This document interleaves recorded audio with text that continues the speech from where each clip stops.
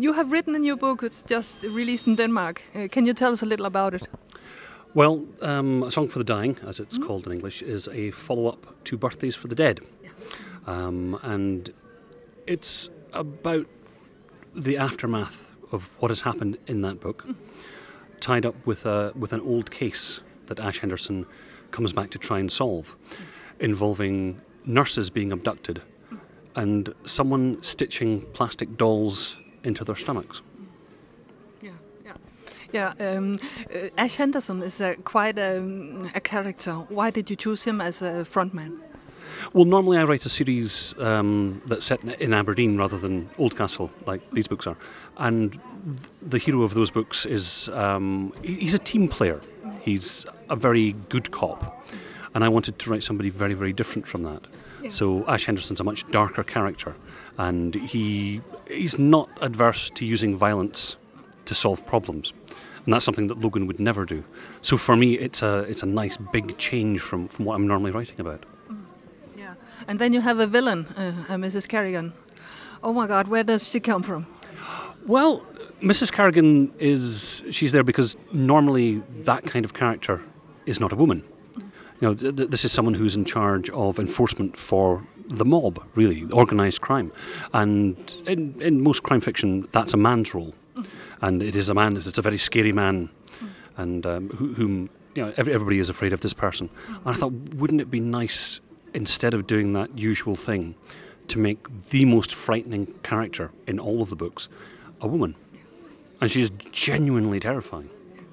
When you write, do you go solitude places or do you stay in your apartment? Well, we bought a house out in the middle of nowhere. So I have a study, a tiny little room at the moment, and I spend most of my life there. I write all day, every day. I used to take 4 days off a year. My wife's birthday, my birthday, our anniversary, and Christmas Day.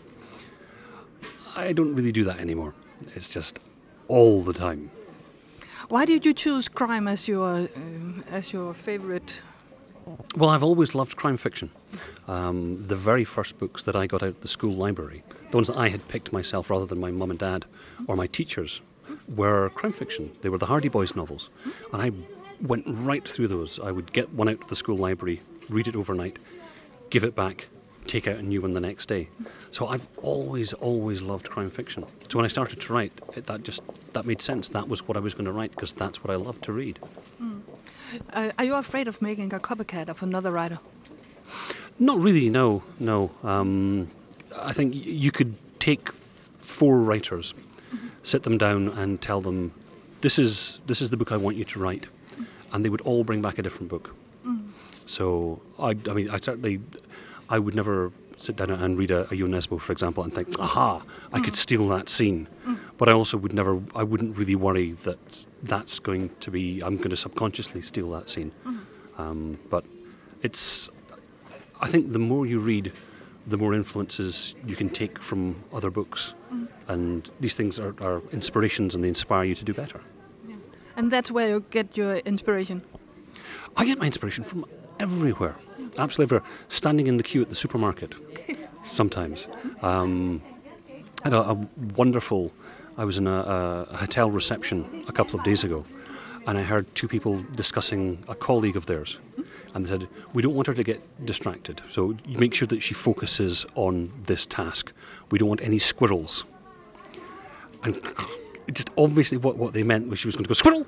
You know, from Disney's Up. Yeah. And that was just part of their, and I'm using that. That is going in a book. And the world is full of these things, the people that say these things, and they're just, and I will take it in a horrible and twisted way and do something nasty with it, but I love that. It's nice that it can come from anywhere. Yeah. Your next book, what is it going to be? Well, the next book that's going to be coming out here is it's sort of a break point in the other series that I write. In Scotland, we had this thing where we all had our own individual police forces, but they've all been merged into Police Scotland.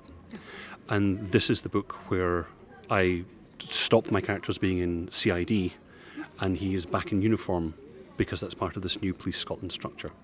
So it's a big book, and it's got a lot about the way the police actually deal with people and the kind of things that they have to deal with. So there's lots of true stories in that book as well.